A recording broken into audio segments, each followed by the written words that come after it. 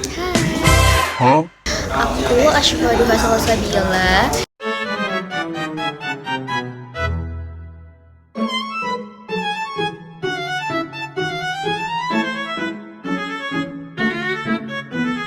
Di sini aku akan membahas tentang what is communication.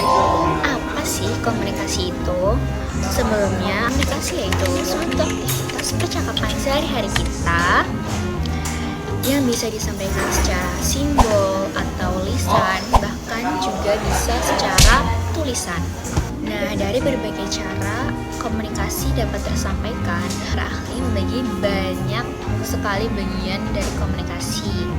Salah satunya yang akan kita bahas ini nih, yaitu model komunikasi. Jadi, model komunikasi adalah gambaran sederhana dari suatu proses komunikasi yang juga mengekspresikan dari definisi komunikasi itu sendiri. Nah, melalui permodelan komunikasi ini, kita dapat tahu nih gimana sih proses komunikasi itu dan faktornya itu mempengaruhi dari berjalannya sebuah komunikasi. Nah, kemudian ada banyak banget contoh dari model-model komunikasi.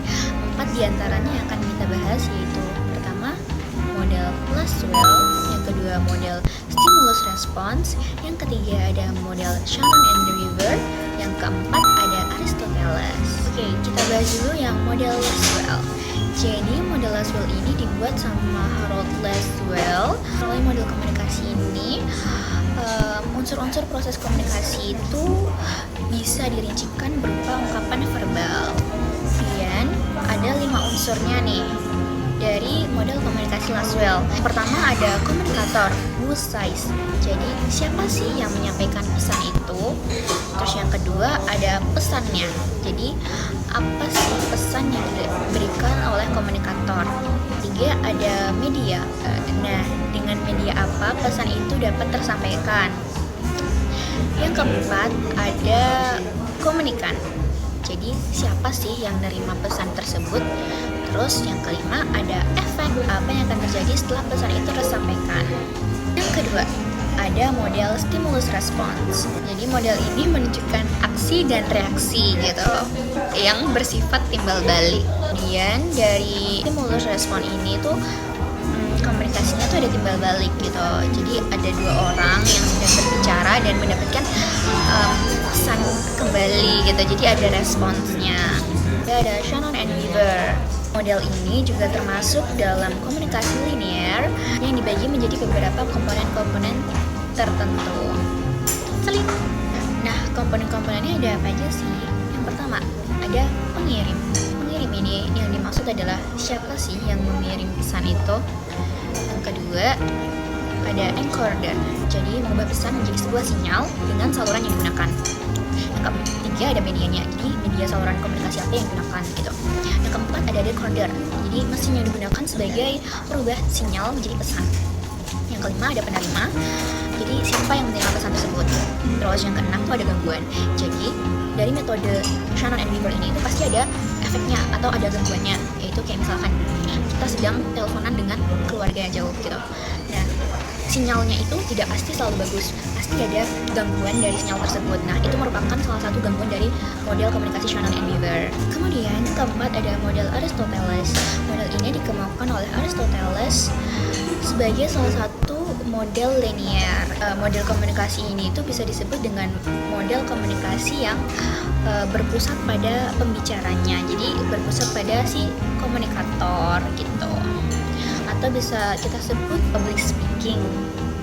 Jadi di sini komunikan hanya bersifat yang mendengarkan biasanya. Pada model ini juga pesan bisa disampaikan tidak memiliki timbal balik gitu.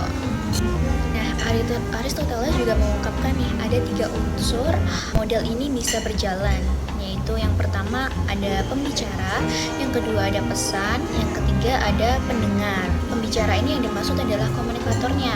Nah, di banyak berbicaranya, namun pendengar itu tidak selalu merespons karena ini bersifat komunikasi satu arah. Ketiga aspek tersebut, diagram Aristoteles itu menjelaskan dari konsep the five canon of rhetoric. Tahapan untuk mencapai sampai komunikasi Aristoteles dapat tercapai.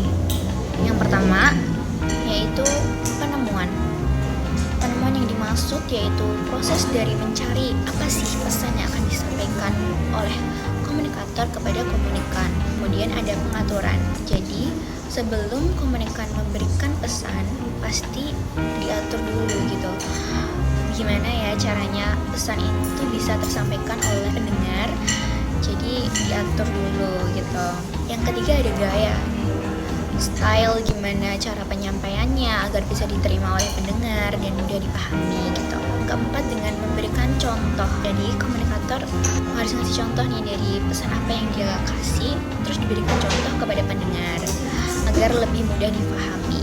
Yang kelima ada delivery atau pengiriman. Jadi yang dimaksud adalah cara pesan itu tersampaikan dan diterima oleh pendengar itu agar bisa diingat, agar bisa dipahami gitu gimana gitu. Dan menurut jenisnya komunikasi itu dibagi menjadi dua, yaitu one way communication dan two way communication.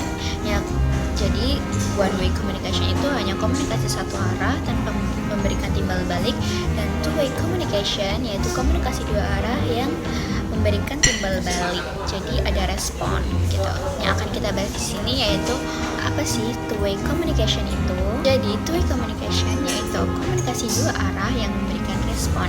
Misalkan saya memberikan pesan itu dapat timbal balik, jadi dapat balasan gitu dari sang penerima pesan gitu. Jadi ini dimaksud dengan two way communication. Atau kita sedang berbicara nih dengan orang tua, nah itu juga disebut dengan two way communication. Jadi pada dasarnya komunikasi adalah suatu proses bertukarnya pesan dan informasi dari pihak satu dengan pihak yang lainnya. Sekian dari video yang dapat saya sampaikan.